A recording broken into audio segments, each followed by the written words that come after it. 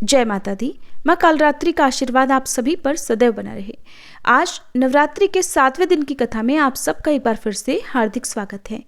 नवरात्रि के 7वें दिन माँ भगवती के कालरात्रि रूप की पूजा की जाती है और इस वीडियो में आज आप सुनेंगे माँ कालरात्रि की संपूर्ण कथा और चैत्र मास महात्म्य के अध्याय के रूप में देवी भागवत की कथा, जो कि लगातार आप हमारे चैनल पर चैत्र मास में सुन रहे थे। माँ कालरात्रि माँ दुर्गा का सबसे भयावह और शक्तिशाली रूप है, जो अंधकार और बुराई का नाश करती हैं। उनकी पूजा करने से भय और संकट दूर होते हैं। माँ अपने 3 नेत्रों के साथ अद्भुत शक्ति का प्रतीक है। माँ कालरात्रि ने अपने बाएं हाथ में लोहे का कांटा और नीचे वाले हाथ में खड्ग धारण किया हुआ है। देवी काली का स्वरूप भले ही भयंकर हो, लेकिन वे हमेशा अपने भक्तों को शुभ फल प्रदान करती हैं, इसलिए उन्हें शुभंकरी के नाम से भी जाना जाता है। कालरात्रि माता को गुड़ का भोग, लाल वस्त्र, रात रानी के पुष्प और दीपों से की गई पूजा अत्यंत प्रिय है। माँ की पूजा करने से ब्रह्मांड की सभी सिद्धियां प्राप्त होती हैं और असुरी शक्तियां भयभीत होकर दूर भाग जाती हैं। इसके अलावा दानव, राक्षस और भूत प्रेत उनके नाम से ही भगाए जाते हैं। माँ कालरात्रि ग्रह बाधाओं, अग्नि, जल जंतु, शत्रु और रात्रि के भय को दूर करती हैं। माँ की कृपा से भक्त हर प्रकार के भय और संकट से मुक्त हो जाता है। पौराणिक कथा के अनुसार माँ कालरात्रि का जन्म तब हुआ जब दानवों का आतंक तीनों लोकों में फैल गया था। शुंभ, निशुंभ और रक्तबीज जैसे राक्षसों ने देवताओं को परेशान कर रखा था। इस संकट से त्रस्त होकर सभी देवता भगवान शिव के पास पहुंचे और उनसे सहायता की गुहार लगाई। भगवान शिव ने परिस्थिति की गंभीरता को समझते हुए अपने समीप बैठी देवी पार्वती से राक्षसों के वध का अनुरोध किया। तब देवी पार्वती ने भगवान शिव से आज्ञा ली और दैत्यों का संहार करने के लिए अपना रूप बदलकर माँ दुर्गा का तेजस्वी अवतार लिया। ये रूप अत्यंत मनोहर और शक्तिशाली था। देवी को देखकर सभी दानव अचंभित रह गए, लेकिन वे हार मानने वाले नहीं थे। फिर एक भीषण युद्ध शुरू हुआ। माँ दुर्गा ने पहले शुंभ और निशुंभ का वध किया। इसके बाद सबसे शक्तिशाली दानव रक्तबीज से युद्ध आरंभ हुआ। ये दानव ब्रह्मा जी से एक विशेष वरदान प्राप्त कर चुका था। वरदान के अनुसार जब भी उसके शरीर से रक्त की कोई भी बूंद धरती पर गिरती तो वहां पर एक और रक्तबीज उत्पन्न हो जाता, यानी जितना अधिक उसे मारा जाता उतने ही नए रक्तबीज पैदा हो जाते। इस प्रकार उसकी सेना भी असंख्य थी। जब माँ दुर्गा ने रक्तबीज पर प्रहार किया तो उसकी सारी रक्त बूंदों से धरती पर अनगिनत रक्तबीज पैदा हो गए। ये देखकर देवी चिंतित हुई। तभी उन्होंने अपने भीतर की प्रचंड शक्ति को जागृत किया और उनके दिव्य शरीर से एक अग्नि स्वरूप भयंकर और रौद्र रूप प्रकट हुआ, और जो रूप प्रकट हुआ वो था माँ कालरात्रि। माँ कालरात्रि ने युद्ध में प्रवेश करते ही अपनी प्रचंड शक्ति का प्रदर्शन किया और जैसे ही उन्होंने रक्त बीज को घायल किया, उसके शरीर से रक्त बहा। माँ कालरात्रि ने वह सारा रक्त जमीन पर गिरने से पहले ही अपने मुख में पान कर लिया, जिससे कोई नया रक्त बीज उत्पन्न ना हो सके। इस प्रकार उन्होंने आखिरकार रक्त बीज का वध करके पूरे ब्रह्मांड को उस राक्षसी शक्ति से मुक्त कर दिया। ये थी माँ कालरात्रि की कथा। सभी प्रेम से बोलिए कालरात्रि मैया की जय। अब सुनिए देवी भागवत में आज की कथा। महिषासुर देवी से कहता रहा कि मंदोदरी की एक छोटी बहन थी। उस सुंदरी कन्या का नाम इंदुमती था। जब वह सौभाग्यवती कन्या विवाह के योग्य हो गई, तब राजा चंद्रसेन ने उसके लिए स्वयंवर रचा। उस सभा मंडप में देश देशांतर के राजा उपस्थित हुए। इंदुमती ने किसी एक शक्ति संपन्न राजा के गले में हार डाल दिया और वह नरेश बड़ा ही सुंदर, कुलीन और सुशील तथा संपूर्ण शुभ लक्षणों से युक्त था। उसी समय मंदोदरी पर काम के बाण असर कर गए। वह आतुर हो उठी। इतने में किसी एक शूद्र नरेश पर उसकी दृष्टि पड़ गई और वह बड़ा दुष्ट था, किंतु उसके सर्वांग में चतुरता भरी थी। दैववश राजकुमारी के मन में वही जच गया। तब सुंदरी मंदोदरी ने अपने पिता से कहलवाया, पिताजी, आप मेरा भी विवाह कर दीजिए। आज इस स्वयंवर के अवसर पर मद्र देश के राजा को देखकर मुझे ऐसी इच्छा उत्पन्न हो गई है कि मुझे भी विवाह कर लेना चाहिए। पुत्र की ऐसी बात सुनकर राजा चंद्रसेन मन ही मन हंसे और उस कार्य की व्यवस्था में लग गए। फिर मद्र देश के राजा चारुदेशने को घर पर बुलाया और वैवाहिक विधि संपन्न करके अपनी कन्या मंदोदरी उसे सौंप दी। दहेज में बहुत सारा सामान दिया। चारुदेश ने भी उस सुंदरी कन्या को पाकर अत्यंत प्रसन्न होकर अपने घर चला गया। रानी सहित राजा चंद्रसेन के मन की जलन भी शांत हो गई। चारुदेश ने राजाओं में भी सुप्रसिद्ध था। कामिनी मंदोदरी के साथ बहुत दिनों तक उसने आनंद किया, लेकिन वह दुष्चरित्र था। उसके अति निंदनीय आचरण मंदोदरी ने स्वयं देख लिए। तब तो उसका मन खेद से भर गया। उसने सोचा, पूर्व काल में स्वयंवर के अवसर पर जब इस शठ नरेश को मैंने देखा था, तब इसके स्वभाव से मैं अनजान थी। मैंने तो मोह के कारण ये बड़ा अनर्थ कर डाला। इस धूर्त नरेश ने तो मुझे ही ठग लिया। अब मैं क्या करूं? केवल दुख ही मेरे हाथ लगा। ये चारुदेश ने अत्यंत निर्लज, निर्दयी और धूर्त है। ऐसे पति के प्रति प्रेम भला कैसे हो सकता है? आज मेरे इस जीवन को धिक्कार है। आज तक मैं सांसारिक सुख से विरक्त थी। अब जो नहीं करना चाहिए था वो कार्य मैंने कर डाला है और उसी के परिणाम स्वरूप मुझे ये दुख भोगना पड़ रहा है।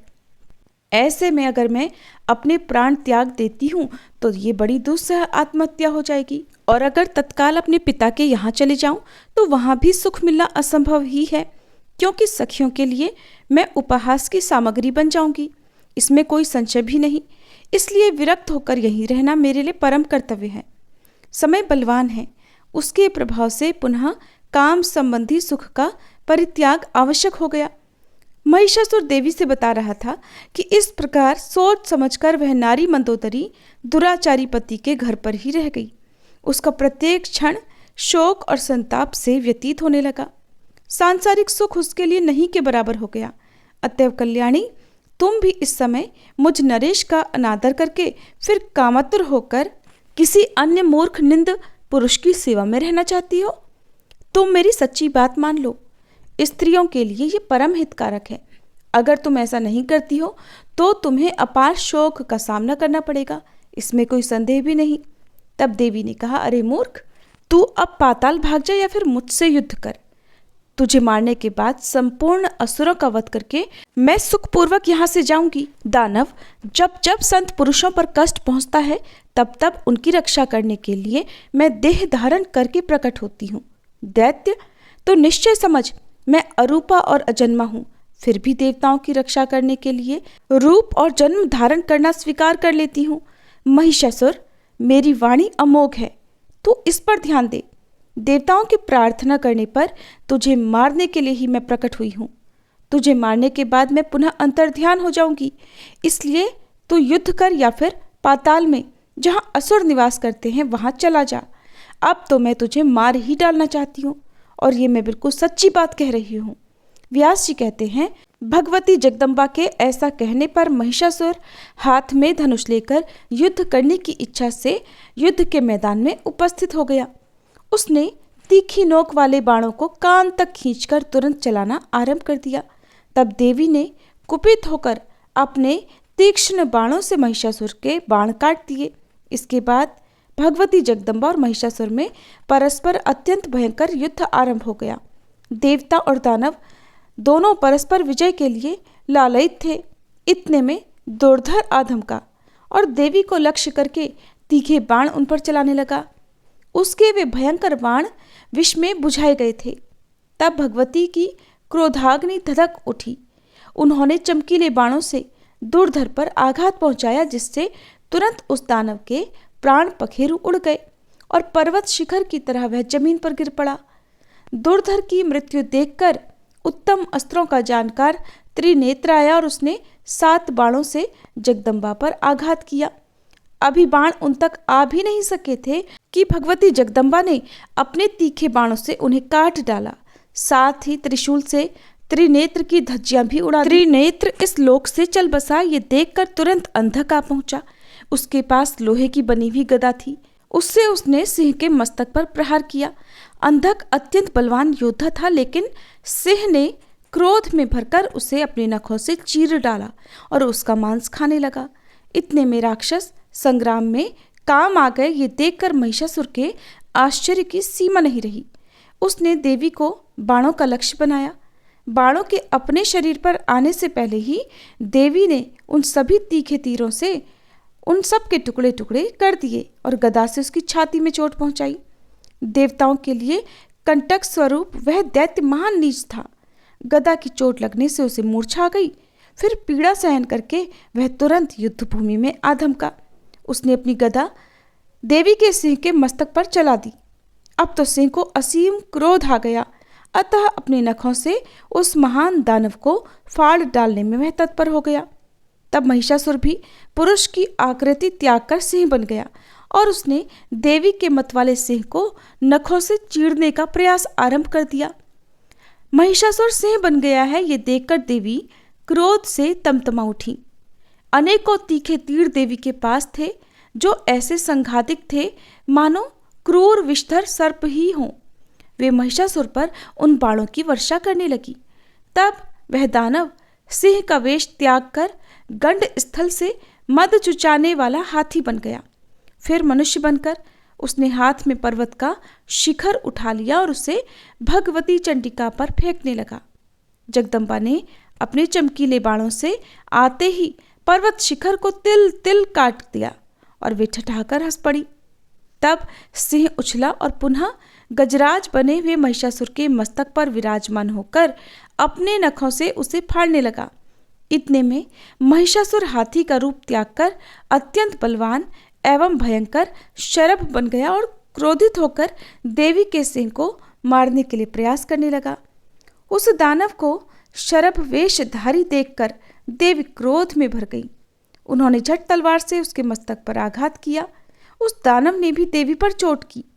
अब दोनों में अत्यंत भयंकर युद्ध होने लगा। उसने पुनः भैंसे की आकृति धारण कर ली और फिर वह सींगों से देवी को मारने लगा। उसका वह रूप बड़ा भयानक और विकराल था। उसके पूंछ घुमाने और सींग झाड़ने से देवी को चोट लगने लगी। वह दुरात्मा बड़ी प्रसन्नता के साथ हंसता हुआ पूंछ और सींगों के सहारे बलपूर्वक पत्थरों को घुमा घुमा कर फेंक रहा था। बल के अभिमान में चूर रहने वाले उस असुर ने कहा, देवी अब तुम सम्रांगण में डट जाओ। रूप एवं तारुण्य से शोभा पाने वाली तुम्हें आज मैं अवश्य ही मार डालूंगा। तुम्हारी बुद्धि मारी गई है, इसी से तो मदोन्मत्त होकर तुम इस समय मेरे साथ युद्ध कर रही हो। अत्यंत मोह में पड़ जाने से तुम्हारा सारा बल बिल्कुल व्यर्थ जा रहा है और तुम्हें मारने के बाद मैं उन देवताओं के भी प्राण हर लूंगा जो कपट से अपनी प्रतिष्ठा जमाए हुए हैं और तुम नारी को अगुआ बनाकर जिन धूर्तों को विजय पाने की लालसा लगी हुई है। तब देवी भी बोली, मूर्ख, व्यर्थ अभिमान मत कर, सम्रांगण में ठहर जा, मैं तुझे मारकर श्रेष्ठ देवताओं को निर्भय बनाऊंगी। तब व्यास जी कहते हैं कि इस प्रकार कहकर भगवती चंडिका उसी क्षण त्रिशूल उठाकर महिषासुर पर झपटी। उनके इस प्रयास से देवताओं में अपार हर्ष छा गया। वे प्रसन्नता से भरकर देवी की स्तुति करने लगे। उन्होंने पुष्प बरसाना आरंभ कर दिया। उनके मुख से बार बार विजय की घोषणा निकलने लगी। साथ ही दुंदुभियां बज उठी। उस समय ऋषि, गंधर्व, पिशाच, नाग, चारण और किन्नरगण आकाश में ठहरकर युद्ध देख रहे थे। उनके मन में बड़ा आनंद हो रहा था। महिषासुर कपट विद्या का बड़ा अच्छा जानकार था। वह अनेक मायामय शरीर धारण करके सम्रांगण में भगवती जगदम्बा पर चोट कर रहा था। तब चंडिका ने उस दुरात्मा की छाती पर बलपूर्वक तीखे त्रिशूल से आघात किया। उस समय देवी की आंखें क्रोध से लाल हो उठी थी। चोट लगने पर महिषासुर भूमि पर गिर पड़ा। एक मुहूर्त तक उसकी चेतना लुप्त सी रही, लेकिन फिर वह उठ खड़ा हुआ और पैरों से वेगपूर्वक देवी पर प्रहार करने लगा। पैरों से मारने के बाद बार बार ठहाका मारकर वो हंसता भी था। उसके मुख से भयंकर गर्जना निकल रही थी, जिसे सुनकर देवताओं के हृदय में आतंक छा जाता था। इसके बाद भगवती जगदम्बा ने हजारों अरों वाला श्रेष्ठ चक्र हाथ में उठा लिया। महिषासुर सामने खड़ा था। देवी बड़े ऊंचे स्वर से गरजकर उससे कहने लगी, अरे मदांध, इस चक्र को देख, तेरे मस्तक को ये धड़ से अलग कर देगा। अभी क्षण मात्र में तुझे ठहरना है, फिर तो यमलोक जाने की तैयारी है ही।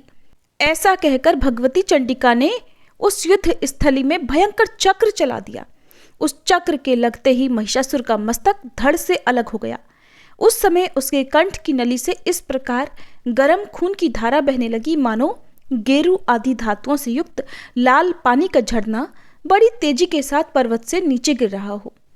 मस्तक कट जाने पर महिषासुर का धड़ चक्कर काटकर पृथ्वी पर गिर पड़ा। देवताओं के मुख से सुख बढ़ाने वाली विजय घोषणा आरंभ हो गई। भगवती के वाहन सिंह में भी अप्रतिम बल था। युद्ध भूमि से भागने में व्यस्त जितने दानव थे उन्हें वह इस प्रकार खाने लगा मानो उसे बड़ी भूख सता रही हो। राजन, क्रूर महिषासुर के मर जाने पर बचे हुए संपूर्ण दानव भय से संत्रस्त हो उठे। उन सब ने पाताल की राह पकड़ ली। उस दानव के चल बसने पर भूमंडल पर जितने देवता, मुनि, मानव और अन्य साधु पुरुष थे उनके मन में अपार हर्ष हुआ। फिर भगवती चंडिका भी युद्ध भूमि से पृथक होकर एक पवित्र स्थान में जा विराजी। सुरगण को सुखी करना भगवती का स्वभाव ही है, अतः उन देवी की आराधना करने के लिए वे तुरंत वहां आ पहुंचे। व्यास जी कहते हैं, महिषासुर का निधन देखकर इंद्र प्रभृति समस्त देवताओं के मन में अपार हर्ष हुआ। वे भगवती जगदम्बा की स्तुति करने लगे। व्यास जी कहते हैं, देवताओं के मुख से स्तुति गान करने पर देवी ने मधुर स्वर में उनसे कहा, आदरणीय देवताओं, इसके अतिरिक्त भी कोई दुस्साह कार्य हो तो उसे बताओ। जब जब देवताओं के सामने कोई अत्यंत दुर्घट कार्य उपस्थित हो तब तब उन्हें मुझे याद करना चाहिए। मैं शीघ्र ही तुम्हारा संकट दूर कर दूंगी। देवताओं ने कहा, देवी, ये महिषासुर हमारा घोर शत्रु था। आज आपके हाथों ये काल का ग्रास बन गया। इससे हमारे संपूर्ण कार्य संपन्न हो गए। जगदम्बे, अब आप अपने प्रति हमारी ऐसी अविचल भक्ति स्थापन करो जिसके परिणाम स्वरूप हमारे द्वारा निरंतर आपके चरण कमलों का स्मरण होता रहे। केवल माता ही ऐसी हैं जो हजारों अपराधों को सदा सहा करती हैं। इस बात को जानकर मनुष्य आप जगन माता की उपासना क्यों नहीं करते? इस देह रूपी वृक्ष पर 2 पक्षी विराजमान हैं। इनमें निरंतर सख्य भाव वर्तमान रहता है। तीसरा कोई सखा नहीं है जो अपराध क्षमा कर सके। अतः अपने परम सखा रूप आप परमेश्वरी को छोड़कर जीव किसकी कृपा से कल्याण प्राप्त कर सकेगा? देवताओं अथवा मानवों में भी वह प्राणी पापात्मा, मंदभागी और अधम है जो अत्यंत दुर्लभ देह पाकर भी आपके भजन स्मरण से विमुख है। मन, वचन और कर्म से बार बार दोहराकर हम ये सत्य कह रहे हैं। देवी, सुख अथवा दुख प्रत्येक परिस्थिति में आप ही हमारे लिए अद्भुत शरण हो। आप अपने संपूर्ण आयुधों द्वारा हमारी निरंतर रक्षा करो। आपके चरण कमल की रज को छोड़कर हमारे लिए और कोई शरण नहीं है। व्यास जी कहते हैं, इस प्रकार देवताओं के स्तवन करने पर भगवती जगदम्बा वहीं अंतर्ध्यान हो गई और वहां से पधार गई। ये देखकर देवता असीम आश्चर्य में पड़ गए। व्यास जी कहते हैं, राजन सुनो, अब देवी का उत्तम चरित्र कहता हूँ। ये कथा संपूर्ण प्राणियों को सुख देने वाली तथा समस्त पापों का नाश करने वाली है। शुंभ और निशुंभ ये 2 भाई बड़े बलवान राक्षस थे। किसी भी पुरुष के द्वारा इन शूरवीरों की मृत्यु संभव नहीं थी। इनके पास बहुत से सैनिक थे। देवताओं को सदा दुखी बनाए रखना ही इनका मुख्य उद्देश्य था। ये बड़े दुराचारी और घमंडी थे। सारा दानव समाज इनका साथ देने को तत्पर था। भगवती के साथ इनका घमासान युद्ध हुआ और उस अवसर पर ये मार डाले गए। देवताओं का हित सोचकर अनुचरों सहित देवी ने ये कार्य संपन्न किया था। इसी युद्ध में महान भुजा वाले चंड और मुंड अत्यंत भयंकर रक्तबीज एवं धूम्रलोचन नामक राक्षस भी युद्ध के मैदान में काम आए। देवी ने उन दानवों को भी मारकर देवताओं को भीषण भय से मुक्त कर दिया। फिर वे सुरगण के द्वारा सुपूजित होकर पवित्र हिमालय पर्वत पर पधार गई। राजा जन्मेजय ने पूछा, पूर्व कालवर्ती ये कौन दानव थे? उन्हें कैसे सर्वोत्कृष्ट बल प्राप्त हुआ? किसने उनकी प्रतिष्ठा की और वे कैसे स्त्री के हाथों मारे गए? उन्होंने किसकी तपस्या की अथवा किससे वरदान पाया जिसके परिणाम स्वरूप वे इतने अपार बलशाली हो गए? और फिर वे किस प्रकार मारे गए? ये सभी प्रसंग विस्तार पूर्वक कहने की कृपा कीजिए। व्यास जी कहते हैं, राजन सुनो, देवी के चरित्र से संबंध रखने वाली ये कथा बड़ी विलक्षण है। इसके सुनने से संपूर्ण पाप नष्ट हो जाते हैं। ये मंगलमयी कथा धर्म, अर्थ, काम, मोक्ष समस्त फलों को देने वाली है। प्राचीन समय की बात है, शुंभ और निशुंभ नाम से विख्यात दो दानव पाताल से भूमंडल पर आए। वे दोनों सगे भाई थे। उनकी आकृति देखने लायक थी। पूर्ण वयस्क होने पर उन्होंने घोर तपस्या आरंभ की। परम पावन पुष्कर तीर्थ में जाकर अन्न और जल का परित्याग करके वे कठोर तप करने लगे। योग साधन में तत्पर रहने वाले शुंभ और निशुंभ की वह तपस्या लगातार 10,000 वर्षों तक चलती रही। वे एक आसन पर बैठकर सर्वोत्कृष्ट तप में संलग्न हो गए। अंत में लोक पितामह भगवान ब्रह्मा जी उन पर संतुष्ट होकर हंस पर सवार होकर वहां पधारे। देखा, वे दोनों दानव भ्राता ध्यान लगाए बैठे हैं। तब ब्रह्मा जी ने कहा, महाभागो उठो, तुम्हारी तपस्या से मैं परम संतुष्ट हूं। तुम्हें जो अभीष्ट हो अथवा तुम जो भी वर चाहते हो उसे व्यक्त करो, मैं उसे देने के लिए तैयार हूं। तुम्हारे तप का प्रभाव देखकर तुम्हारी अभिलाषा पूर्ण करने के विचार से ही मेरा यहां आगमन हुआ है। व्यास जी कहते हैं, ब्रह्मा जी की ऐसी बातें सुनकर शुंभ और निशुंभ का ध्यान टूट गया। वे सजग हो गए। प्रदक्षिणा करके उन्होंने ब्रह्मा जी के चरणों में मस्तक झुकाया और वे दंड की भांति सामने पड़ गए। उनके शरीर कठोर तप के कारण अत्यंत दुर्बल हो गए थे। दीन होकर गदगद वाणी में वे ब्रह्मा जी से मधुर वचन कहने लगे। देव देव दया सिंधो, हे ब्रह्मन, आप भक्तजनों को अभय कर देते हैं। विभो, अगर आप प्रसन्न हैं तो हमें अमर बनाने की कृपा करें। संसार में मरण के सिवा दूसरा कोई भी भय हमें नहीं है। केवल इसी भय से दुखी होकर हम आपकी शरण में आए हैं।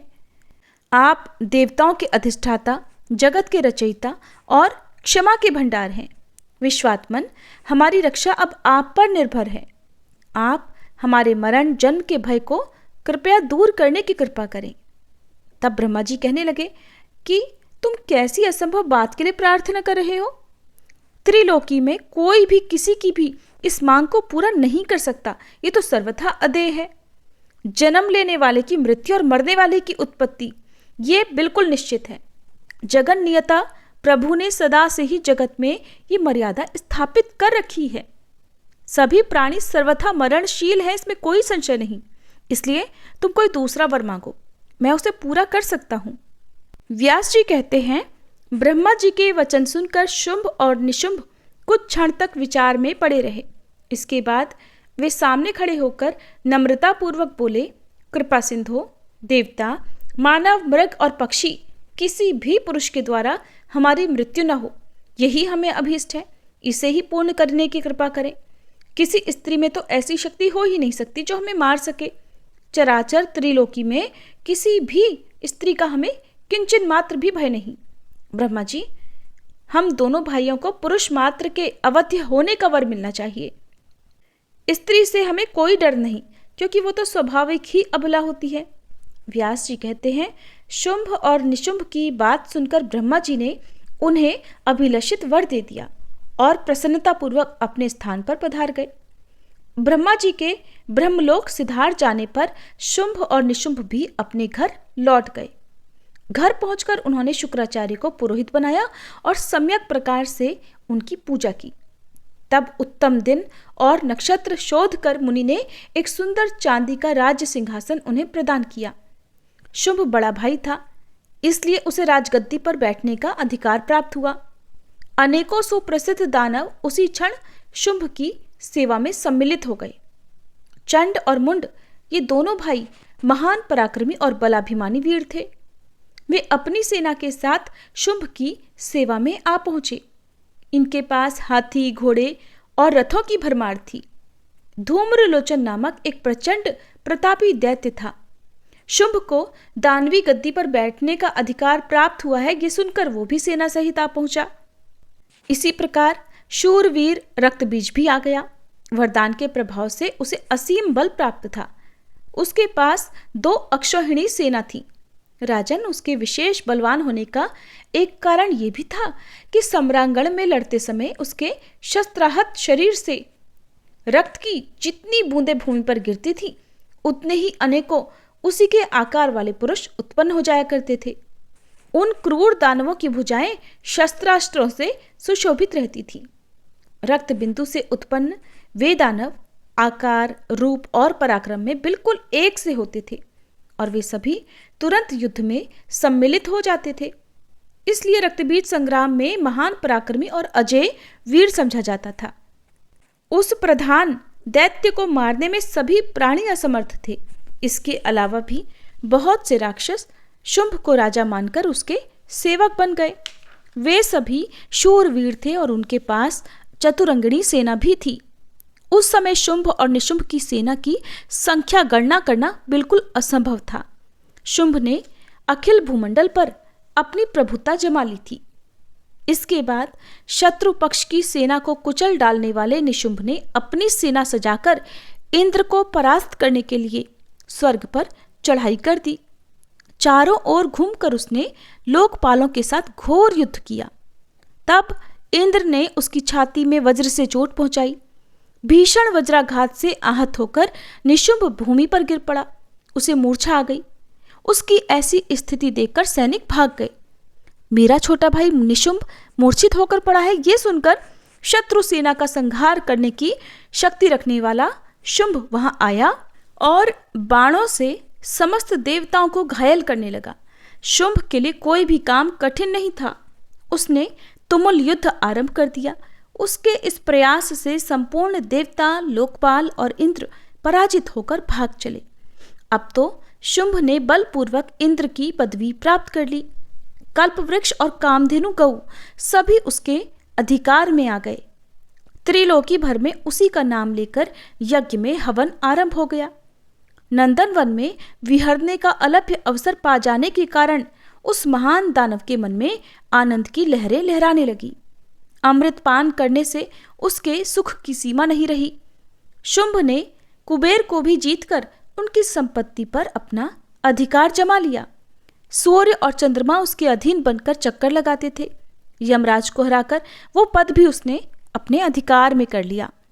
अपने प्रभुत्व से शुंभासुर अग्नि, वरुण और वायु सबके कार्य का स्वयं व्यवस्थापक बन गया। देवता नंदनवन को छोड़कर पर्वतों की खोहों में जाकर छिप गए।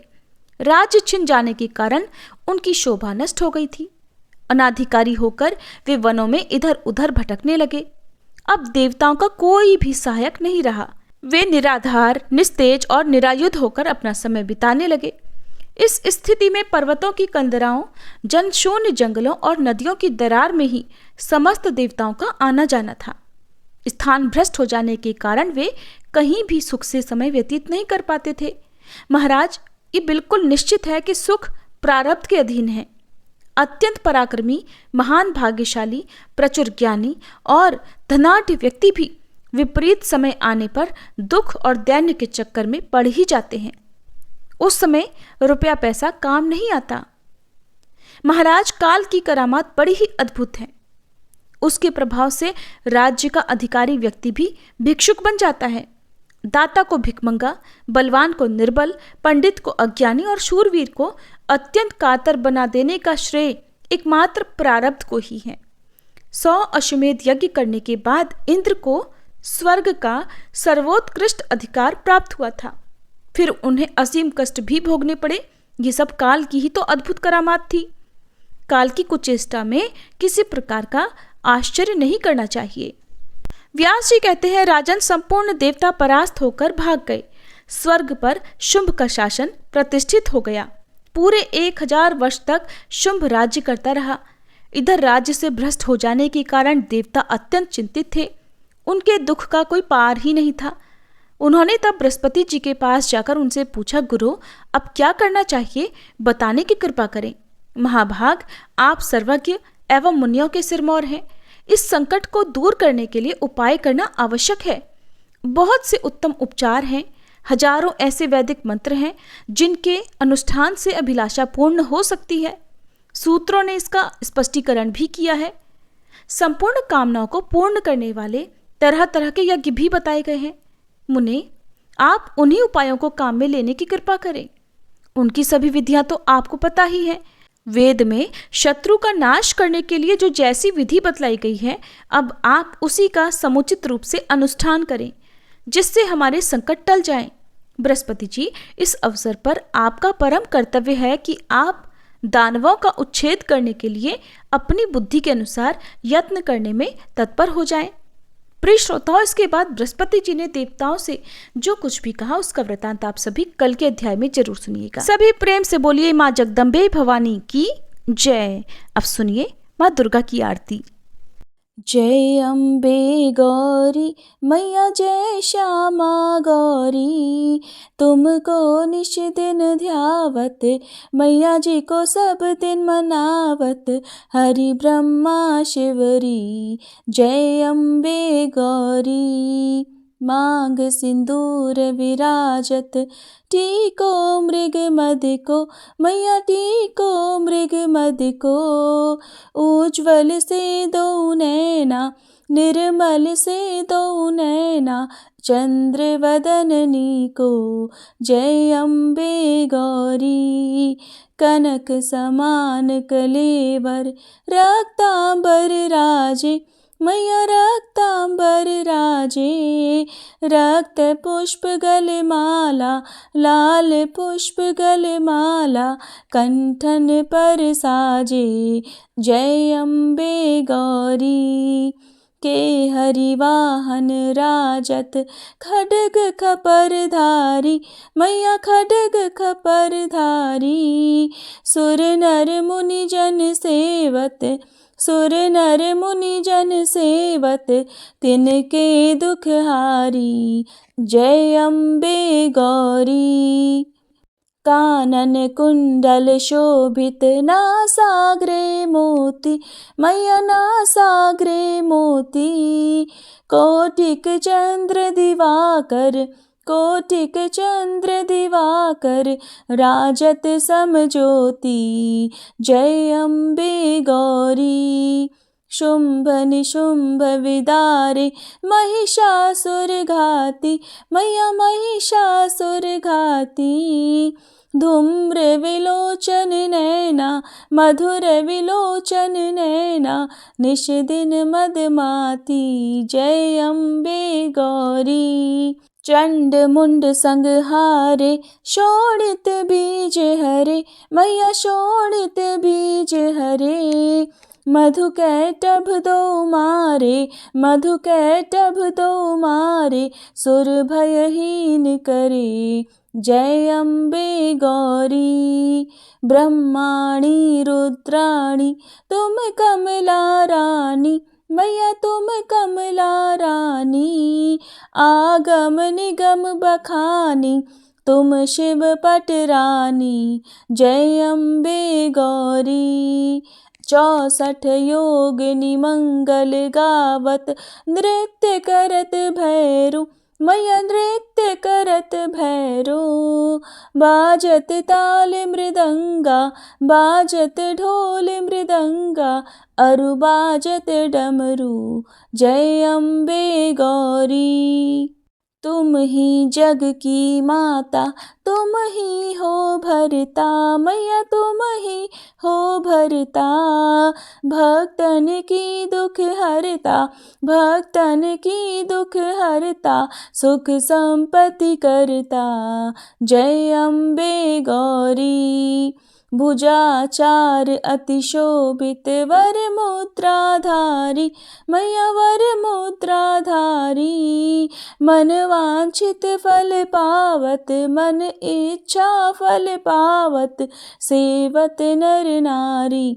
जय अम्बे गौरी, कंचन थाल विराजत, अगर कपूर बाती, मैया अगर कपूर बाती, श्रीमाल के तुम्हें राजत, श्रीमाल के तुम्हें राजत, कोटि रतन ज्योति। जय अम्बे गौरी, श्री अम्बे जी की आरती जो कोई नर गावे, मैया जो कोई नर गावे, कहते शिवानंद स्वामी, रटत भोलानंद स्वामी, सुख संपत्ति पावे। जय अम्बे गौरी, जय अम्बे गौरी, मैया जय श्यामा गौरी, तुमको निश दिन ध्यावत, मैया जी को सब दिन मनावत। हरि ब्रह्मा शिवरी, जय अम्बे गौरी।